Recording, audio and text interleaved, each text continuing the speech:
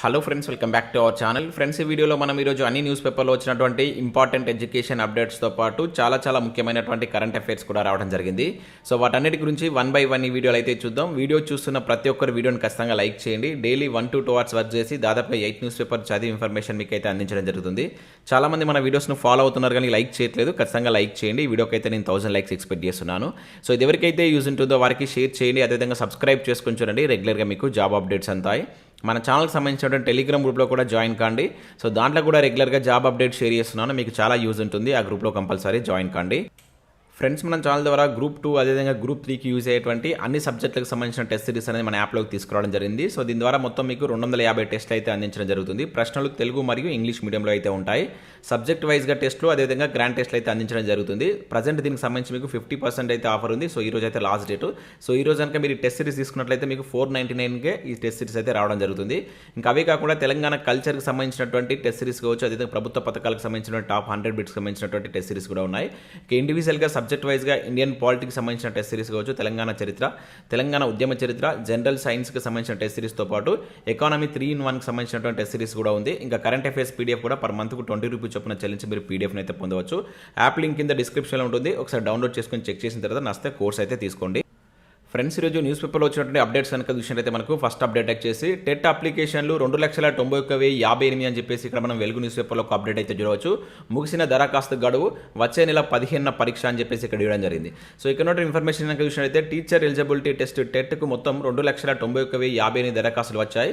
So బుధవారం అర్ధరాత్రితో గడువు ముగిసింది. సో మొత్తం 2,97,055 మంది ఫీజు చెల్లించారు. కానీ కొందరు అప్లై చేసుకోలేదని చెప్పేసి ఇక్కడ ఇవ్వడం జరిగింది. సో పేపర్ 1కు 2,69,000 మంది, అదేవిధంగా పేపర్ 2కు 2,08,000 మంది అప్లై చేసినట్లు టెట్ కన్వీనర్ రాధారెడ్డి చెప్పారు.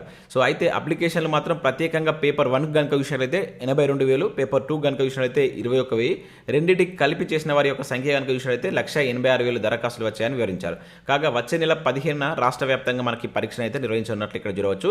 సో హైదరాబాద్లోనే ఎక్కువ అప్లికేషన్లు వచ్చాయని చెప్పేసి ఇక్కడ ఇచ్చారు. సో టెట్లో పేపర్ 1, పేపర్ 2 రెండింటికి హైదరాబాద్లోనే ఎక్కువ మంది అప్లై చేసుకున్నారు. సో పేపర్ 1లో అత్యధికంగా హైదరాబాద్ జిల్లాలో 28,000 మంది దరఖాస్తు చేసుకోగా ఆ తర్వాత మహబూబ్ నగర్లో 18,000 మంది, ఆ తర్వాత రంగారెడ్డిలో 15,000 మంది అండ్ నిజామాబాద్ జిల్లాలో 15,000 అప్లై చేశారు. సో అత్యల్పంగా మనకు జయశంకర్ భూపాలపల్లి జిల్లాలో 1,421 మంది అండ్ ములుగులో 1,892 మంది దరఖాస్తు చేసుకున్నారు. సో పేపర్ 2 కూడా అత్యధికంగా మనకు హైదరాబాద్లో 21,000 మంది, అదేవిధంగా మహబూబ్ నగర్లో 13,000, అదేవిధంగా రంగారెడ్డిలో 13,000 మంది దరఖాస్తు చేసుకున్నారు. ఇక్కడ కూడా అత్యల్పంగా మనకు జయశంకర్ భూపాలపల్లి జిల్లాలో 1,100 అండ్ ములుగులో 1,200 మంది అప్లై చేసుకున్నట్లు ఒక అప్డేట్ చూడవచ్చు. సేమ్ అప్డేట్ ఈరోజు మనకు దాదాపుగా అన్ని న్యూస్ పేపర్లో వచ్చింది.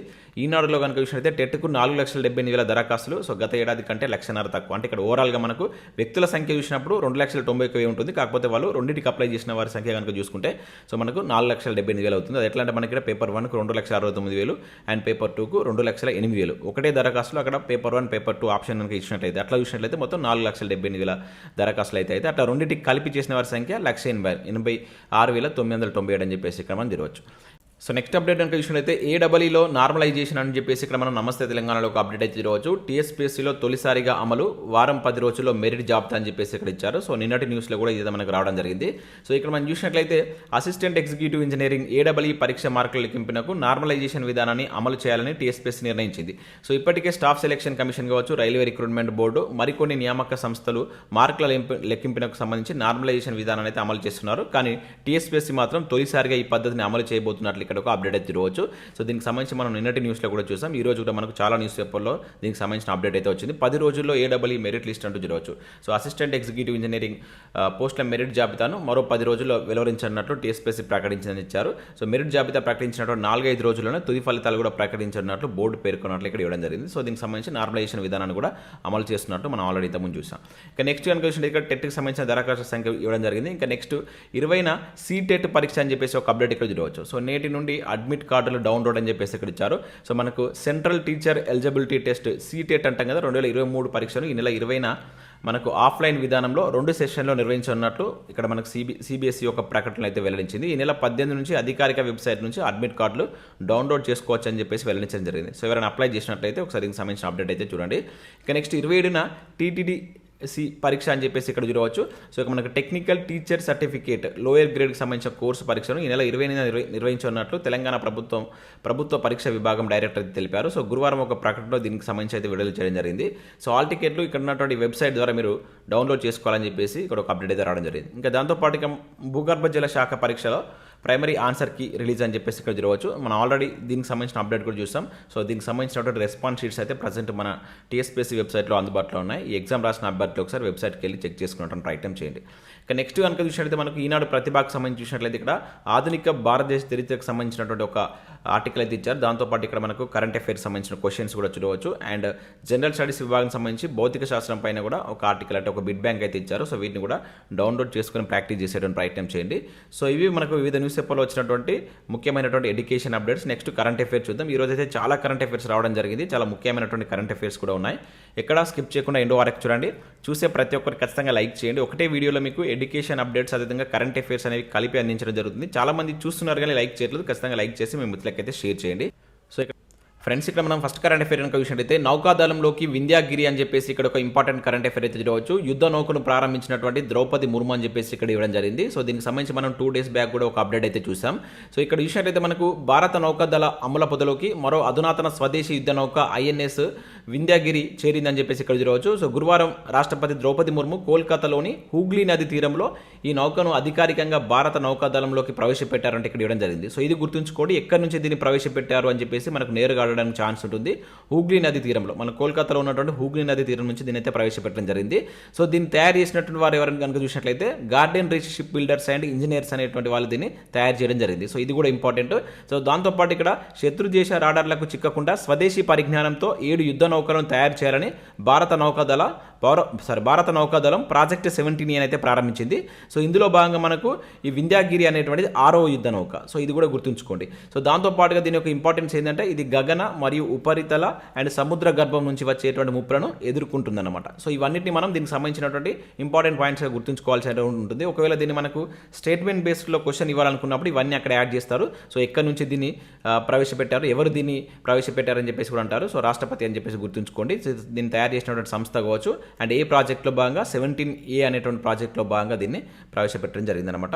ఇంపార్టెంట్. ఇక నెక్స్ట్ కనుక చూసినట్లయితే మనకు కంగారొద్దు, మిస్ అయినటువంటి క్లాసులు వినొచ్చు అని చెప్పేసి ఇక్కడ ఒక ఇంపార్టెంట్ కరెంట్ అఫైర్ చేయవచ్చు. సో విద్యార్థుల కోసం కేంద్ర సర్కారు దీక్ష యాప్ అని చెప్పేసి ఇక్కడ ఇచ్చారు. పాఠం పక్కన QR కోడ్ పైన స్కాన్ చేస్తే చాలు సో వీడియోల రూపంలో పాఠాలు వినేటువంటి అవకాశం అని చెప్పేసి ఇక్కడ ఇచ్చారు. సో ఇక్కడ మనం చూసినట్లయితే సో మనకు కేంద్ర ప్రభుత్వం తీసుకొచ్చినటువంటి యాప్ ఇది దీక్ష యాప్ అనేటువంటిది. సో అనారోగ్యం కారణంగానో మరేదైనా సమస్యతో బడికి వెళ్ళకపోయినప్పుడు సో పాఠాలు పిల్లలు మిస్ అవుతుంటారు. సో కొన్నిసార్లు ఉపాధ్యాయుడు చెప్పినటువంటి పాఠాల్లో కొన్ని సరిగ్గా అర్థం కావు కూడా. సో మరి అప్పుడు ఏం చేయాలి అనే దిగులు ఇక అక్కర్లేదని చెప్పేసి ఇక్కడ ఇవ్వడం జరిగింది. సో అటువంటి క్లాసును ఎప్పుడంటే అప్పుడు వినే విధంగా మనకు national digital infrastructure for teachers so Diksha యొక్క ఫుల్ ఫామ్ కూడా ఇదే అనమాట. సో గుర్తుంచుకోవాల్సి ఉంటుంది. So national digital infrastructure for teachers అనేటువంటి యాప్ను అయితే ఆ కార్యక్రమాన్ని మనకు సో కేంద్ర ప్రభుత్వం అయితే తీసుకొచ్చింది. దాని పేరు మనకు దీక్ష పేరుతో యాప్ని అయితే ఇటీవల రిలీజ్ చేసింది. సో గుర్తుంచుకోండి. సో ఈ దీక్ష యాప్ దేనికి సంబంధించిందని చెప్పేసి కూడా అంటాడు. సో దీనికి సంబంధించిన ఇంపార్టెన్స్ కూడా మనం గుర్తుంచుకోవాల్సి అయితే ఉంటుంది. ఇది మన కేంద్ర ప్రభుత్వం తీసుకొచ్చినటువంటి యాప్. ఇక నెక్స్ట్ విషయం అయితే మనకు విజయవంతంగా విడిపోయినటువంటి విక్రమ్ అని చెప్పేసి ఇక్కడ ఒక ఇంపార్టెంట్ అప్డేట్ అయితే చూడవచ్చు. సో చంద్రయాన్ 3 ప్రయోగంలో మరో కీలక ఘట్టం పూర్తి అని చెప్పేసి ఇక్కడ ఇచ్చారు. ఇక కక్షలో సొంతగా పరిభ్రమించున్నటువంటి ల్యాండర్. సో ఇక్కడ విషయం అయితే మనకు ప్రతిష్టాత్మక చంద్రయాన్ 3 ప్రయోగంలో తాజాగా మరో కీలక అంకం దిగ్విజయంగా పూర్తయిందని చెప్పేసి ఇక్కడ ఇవ్వడం జరిగింది. సో జాబిల్లి కక్షలో పరిభ్రమిస్తున్నటువంటి చంద్రయాన్ 3 వ్యోమనౌకలోకి ప్రొపల్షన్ మాడ్యూల్ నుంచి ల్యాండర్ ఏదైతే విక్రమ్ ఉంటుందో గురువారం సాఫీగా విడిపోయినట్లు ఇక్కడ మనకు ఒక అప్డేట్ అయితే రావడం జరిగింది. సో ఈ ల్యాండర్ మాడ్యూల్లోనే మనకు రోవర్ దాన్ని మనం ప్రజ్ఞానం అని చెప్పేసి అంటాం. సో ఉంటుంది, అది ఉండడం జరుగుతుంది. అయితే ఈ ప్రొపల్షన్ మాడ్యూల్ నుంచి విడిపోయినటువంటి నేపథ్యంలో ఇకపై విక్రమ్ సొంతగా చంద్రుని చుట్టూ తిరుగుతుందన్నమాట. సో అన్ని అనుకూలిస్తే అది చందమామపైకి దక్షిణ ధ్రువం వద్ద ఈ నెల 23 సాయంత్రం 5:47 సురక్షితంగా ఉపరితలంపై దిగుతుందని చెప్పేసి ఇక్కడ మనకు ఒక అప్డేట్ అయితే జరగవచ్చు. ఇంపార్టెంట్ చంద్రయాన్ సంబంధించి మనకు డైలీ అప్డేట్స్ వస్తున్నాయి. సో వీటికి సంబంధించిన ఇన్ఫర్మేషన్ అంతా ఒక దగ్గర మీరు రాసుకొని బైహెడ్ చేసేయడం ప్రయత్నం చేయండి. కంపల్సరీ ఒక బిట్ రావడానికి ఛాన్స్ అయితే ఉంటుంది. ఇక నెక్స్ట్ విషయం అయితే మనకి మాటేడులో కాకతీయుల నాటి గ్రామీణ క్రీడా గుర్తింపు అని చెప్పేసి ఇక్కడ ఒక ఇంపార్టెంట్ అప్డేట్ చూడవచ్చు. పురావస్తు చరిత్ర పరిశోధకుడు రత్నాకర్ రెడ్డి అని చెప్పేసి ఇక్కడ ఇచ్చారు.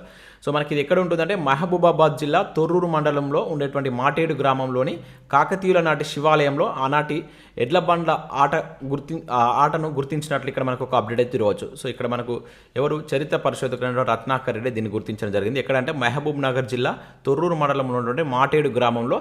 సో మనకు ఎప్పటిది కాకతీయుల కాలం నాటిది అనమాట. అది కూడా గుర్తుంచుకుంటే ఎవరి కాలం నాటిది అని చెప్పేసి అడడానికి సంబంధించి మనకు అడడానికి ఛాన్స్ ఉంటుంది. అంటే అది గ్రామీణ క్రీడల్లో ఒకటని వాళ్ళు చెప్పడం జరిగింది అనమాట. సో అప్పటి గ్రామీణ క్రీడలో ఇది ఒక ఆటగా వాళ్ళైతే దీన్ని గుర్తించడం జరిగింది. సో ఎక్కడ అని చెప్పేసి డైరెక్ట్గా అంటారు, ఇది ఒక శివాలయంలో మహబూబ్ నగర్లో ఉన్నటువంటి తొర్రూరు మండలంలో ఉన్నటువంటి శివాలయంలో సో ఈ ఆటను గుర్తించినట్లు ఇక్కడ ఒక అప్డేట్ చూడవచ్చు. సో నెక్స్ట్ మరొక అప్డేట్ కూడా రావడం జరిగింది. సో ఇక్కడ ఉమ్మేడలోని కాలభైరవ స్వామి గుడి దగ్గర 1000 ఏళ్ల కిందటి శాసనం అని చెప్పేసి ఒక అప్డేట్ చూడవచ్చు. సో 5వ విక్రమాదిత్యుడి కాలం నాటిదని గుర్తింపు. సో కనుగొన్నటువంటి కొత్త తెలంగాణ చారిత్ర బృందం అని చెప్పేసి ఇక్కడ ఇవ్వడం జరిగింది. ఇక్కడ మనం చూసినట్టు ఇది వచ్చేసి మనకు నిజామాబాద్ జిల్లాకు సంబంధించినటువంటి అప్డేట్ అనమాట. సో నిజామాబాద్ జిల్లా నందిపేట మండలం ఉమ్మేడలో కాలభైరవ స్వామి గుడి దగ్గర సో రాతిగుండు పైన కొత్త తెలంగాణ చరిత్ర బృందం పరిశోధకుల సభ్యులు గురువారం 1000 ఏళ్ల కిందటి శాసనాన్ని అయితే గుర్తించినట. సో కన్నడ భాషలో అదేవిధంగా తెలుగన్నడం లిపిలో ఉన్నటువంటి 17 పంక్తుల శాసనం ఇది. ఇది వచ్చేసి మనకు కళ్యాణి చాళుక్యుల చక్రవర్తి అయినటువంటి త్రిభువన మల్ల 5వ విక్రమాదిత్యుడు కాలం నాటిదని సో చరిత్ర బృందం అయితే గుర్తించడం జరిగింది. సో ఎవరి కాలం నాటిదని చెప్పేసి డైరెక్ట్ అంటే ఎక్కడిదని చెప్పేసి అడగడానికి ఛాన్స్ ఉంటుంది. సో నిజామాబాద్ జిల్లాలో దీని అయితే గుర్తించడం జరిగింది. చాలా చాలా ఇంపార్టెంట్. సో ఇది మనకు కళ్యాణి చాళుక్యుల నాటి శాసనంగా వాళ్ళైతే గుర్తించారు. ఓకే, ఇది దాదాపుగా 1000 సంవత్సరాల కిందని చెప్పేసి చెప్తున్నారు. ఇక నెక్స్ట్ విషయం అయితే ప్రపంచ అథ్లెటిక్స్ ఉపాధ్యక్షుడిగా సుమరివాలా అని చెప్పేసి ఇక్కడ ఒక ఇంపార్టెంట్ అప్డేట్ అయితే మనం చూడవచ్చు. సో భారత అథ్లెటిక్స్ సమైక్య అధ్యక్షుడిగా అదిల్ సుమరివాలాకు అరుదైనటువంటి గౌరవం అయితే దక్కింది. సో అతడు గురువారం ప్రపంచ అథ్లెటిక్స్ ఉపాధ్యక్షుడు అయితే ఎన్నిక కావడం జరిగింది. సో ప్రపంచ ట్రాక్ అండ్ ఫీల్డ్లో అత్యంత శక్తివంతమైనటువంటి సమైక్యలో ఉపాధ్యక్ష పదవిని చేపట్టినటువంటి మొదటి భారతీయుడిగా మనకు సుమరివాలా అయితే రికార్డు సృష్టించడం జరిగింది. చాలా చాలా ఇంపార్టెంట్, మనకు నేరుగా ఆడడానికి ఛాన్స్ ఉంటుంది. సో 2012 నుంచి ఇతను ఐఎఫ్ఐ అధ్యక్షుడు అయితే కొనసాగుతున్నాడు. సో 65 ఏళ్ల సుమరివాలా సో 2 రోజుల కింద జరిగినటువంటి ఎన్నికల్లో 3వ అత్యధిక ఓట్లు అయితే సంపాదించడం జరిగింది. సో 4 ఉపాధ్యక్షుల్లో సుమరివాలా ఒకరన్నమాట. ఒక 4 ఏళ్ల పాటు ఆయన ఈ పదవిలో కొనసాగుతారు. సో 100 మీటర్ల అథ్లెటిక్స్ ఒలింపిక్స్లో పాల్గొన్నటువంటి సుమరివాలా సో 2015 నుంచి మనకు WA కౌన్సిలింగ్లో ఉంటుంది కదా, సో దానిలో సభ్యుడిగా కూడా ఉంటాడంట. సో ఇది దీనికి సంబంధించి సో ఇంపార్టెంట్. మొట్టమొదటి భారతదేశానికి సంబంధించిన పర్సన్ కనుక డైరెక్ట్గా అడుగుతాడు. సో అది గుర్తుంచుకొని ఇతను మన భారత అథ్లెటిక్స్ సమైక్య అధ్యక్షుడిగా కూడా పనిచేస్తున్నాడు. ఇక నెక్స్ట్ విషయంలో అయితే మనకు ప్రియా పసిడి పట్టు అని చెప్పేసి ఇక్కడ ఒక అప్డేట్ అందించవచ్చు. ప్రపంచ జూనియర్ రెస్లింగ్ అని చెప్పేసి ఇక్కడ ఇచ్చారు. సో ఇది ఎక్కడ జరుగుతుందని చాలా చాలా ఇంపార్టెంట్. ఇది వచ్చేసి మనకు జోర్డాన్లో జరుగుతుంది. సో భారత రెజ్లర్ ప్రియా అదరగొట్టింది. సో ప్రపంచ జూనియర్ రెజ్లింగ్ ఛాంపియన్షిప్లో ఈ అమ్మాయి స్వర్ణంతో మెరిసింది. సో గురువారం మహిళల 76 కేజీల విభాగంలో ఫైనల్లో ఆమె జర్మనీకి సంబంధించినటువంటి ప్లేయర్ని అయితే ఓడించి సో స్వర్ణ పథకాన్ని అయితే గెలుచుకోవడం జరిగింది. సో ఇక్కడ జరుగుతున్నటువంటి ఈ ప్రపంచ జూనియర్ రెజ్లింగ్ ఛాంపియన్షిప్స్ అంటే మనకు జోర్డాన్లో జరుగుతున్నాయి. ఇవి ఇంపార్టెంట్. ఇవి జరిగేటువంటి వేదికలకు సంబంధించి మనకు క్వశ్చన్ అడగడానికి ఎక్కువగా ఛాన్స్ ఉంటుంది. ఇక నెక్స్ట్ విషయం అయితే భారత్కు 2 పథకాలు అని చెప్పేసి మరొక అప్డేట్ ఇక్కడ చూడవచ్చు. సెమీస్లో సురేఖ ఆర్చరీ ప్రపంచ కప్. సో ఇది మనకు ఆర్చరీ ప్రపంచ కప్. ఇది వచ్చేసి మనకు ప్యారిస్లో జరుగుతుంది. సో ఇది కూడా వేదికను గుర్తుంచుకోండి. సో దీనికి సంబంధించి మనకు నిన్న 2 పథకాలు అయితే రావడం జరిగింది. సో ఆర్చరీ ప్రపంచ కప్లో 4వ అంచె పోటీల్లో భారత పురుషులు మహిళలు రికర్వ్ జట్లు కాంస్య పథకాలు కైవసం చేసుకున్నట్టు ఇక్కడ చూడవచ్చు. పురుషుల విభాగంలో కాంస్య పథకం కోసం జరిగినటువంటి పోర్లో సో తెలుగు కుర్రాడు సో బొమ్మదేవర ధీరజ్ అదేవిధంగా అతాను దాస్ అండ్ తుషార్ షెల్కే జట్టు. సో ఈ ముగ్గురు కలిసి ఒక జట్టు అనమాట. సో వీళ్ళందరూ కలిసి స్పెయిన్కి సంబంధించిన బృందం పైన విజయం సాధించడం జరిగింది. సో ఇక్కడ ఒక కాంస్య పథకం వచ్చింది. అదేవిధంగా మహిళల విభాగంలో కూడా ఒక కాంస్య పథకాన్ని అయితే వీళ్ళు గెలుచుకోవడం జరిగింది. టోటల్గా మనకు సో ఆర్చరీ ప్రపంచ కప్ ప్యారిస్ జరుగుతున్నటువంటి దాంట్లో ఇప్పటివరకు మనకు 2 పథకాలు వచ్చినట్లు ఇక్కడ ఒక అప్డేట్ చూడవచ్చు. దాంతోపాటు ఇక్కడ సురేఖ కూడా సో సెమీస్లోకి చేరినట్లు ఒక అప్డేట్ అయితే ఇక్కడ ఇవ్వడం జరిగింది. ఇక నెక్స్ట్ విషయంలో అయితే మనకు షూటర్లకు కాంస్యం అని చెప్పేసి ఇక్కడ ఒక అప్డేట్ చూడవచ్చు. ప్రపంచ ఛాంపియన్షిప్ అని చెప్పేసి ఇక్కడ ఇచ్చారు. సో ఇది వచ్చేసి మనకు అజర్బైజాన్లో జరుగుతుందండి. ఓకేనా. సో ఇది ISSF షూటింగ్ ప్రపంచ ఛాంపియన్షిప్ను భారత్ మెరుగ్గా ఆరంభించలేదంటూ చూడవచ్చు. ఎందుకంటే ఇక్కడ మనకు వచ్చినటువంటి పథకాలు సో కాంస్య పథకాలు అయితే రావడం జరిగింది. సో ఇక్కడ విషయం అయితే గురువారం ఆరుగురు 10 మీటర్ల ఎయిర్ పిస్టల్ షూటర్లో ఒక్కరు కూడా 2024 ప్యారిస్ ఒలింపిక్స్లో మనకు స్థానాన్ని అయితే సంపాదించలేకపోయారు. సో పురుషుల జట్టు కాంస్యం గెలవడం కాస్త ఊరట అని చెప్పేసి ఇక్కడ చూడవచ్చు. సో శివ నర్వాల్ కావచ్చు, అదేవిధంగా శరబ్ జోత్ సింగ్ అనే అర్జున్ సింగ్ చీమాలతో కూడినటువంటి బృందం సో భారత్కు తొలి పథకాన్ని అయితే అందించినట్లు ఇక్కడ ఒక అప్డేట్ చూడవచ్చు. ఇది ఎక్కడ జరుగుతుందంటే మనకు అజర్బైజాన్ వేదికగా జరుగుతున్నటువంటి టోర్నమెంట్. సో ఇప్పుడు మనం 3 చూసాం.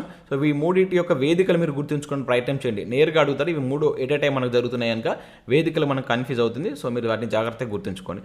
ఇక నెక్స్ట్ విషయంలో అయితే వెన్ను చూపని వీరుడు సర్వాయి పాపన్న అని చెప్పేసి ఇక్కడ ఒక అప్డేట్ మనం చూడవచ్చు. చూడవచ్చు. నేడు సర్దార్ సర్వాయి పాపన్న జయంతి. సో ఈరోజు మనకు సర్వాయి పాపన్న జయంతి. సో ఈ జయంతి సందర్భంగా అతనికి సంబంధించినటువంటి కంప్లీట్ అంశాలు ఒకసారి చూసేటువంటి ప్రయత్నం చేయండి. మనకు గత ఎగ్జామ్లో సర్వాయి పాపన్నకు సంబంధించినటువంటి బిట్స్ కూడా 2-3 బిట్స్ అయితే అడగడం జరిగింది. చాలా చాలా ఇంపార్టెంట్ పర్సన్. సో కంప్లీట్ ఒకసారి చూడండి. సో లేదంటే మనకి ఇక్కడ వెలుగు సక్సెస్ న్యూస్ పేపర్లో కూడా ఒక ఆర్టికల్ ఇతని గురించి అయితే ఇవ్వడం జరిగింది. వీళ్ళైతే దీన్ని ఒకసారి డౌన్లోడ్ చేసుకొని చూసేటువంటి ప్రయత్నం చేయండి. ఇక నెక్స్ట్ విషయంలో అయితే మనకు 5 మనోళ్లకు అమెరికా అవార్డు అని చెప్పేసి ఇక్కడ ఒక అప్డేట్ మనం చూడవచ్చు. సో మన దేశానికి చెందినటువంటి 5 టీనేజర్లకు ఇంటర్నేషనల్ యంగ్ ఎకో హీరో అవార్డులు అయితే గెలుచుకున్నారు. సో ఏడాదికి గాను ప్రపంచవ్యాప్తంగా మొత్తం 17 మంది ఎన్విరాన్మెంటల్ యాక్టివిస్టులను ఎంపిక చేయగా, సో ఎన్విరాన్మెంటల్ యాక్టివిస్టులను అయితే ఎంపిక చేయగా వారిలో మన భారతదేశానికి సంబంధించిన వాళ్ళు 5 ఉన్నట్లు ఇక్కడ ఇవ్వడం జరిగింది.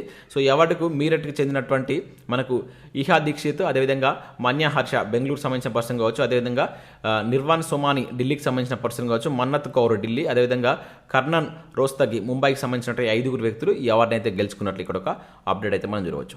సో ఇవి మనకు వివిధ న్యూస్ పేపర్లో వచ్చినటువంటి ముఖ్యమైనటువంటి ఎడ్యుకేషన్ అప్డేట్స్, అదేవిధంగా కరెంట్ అఫైర్స్.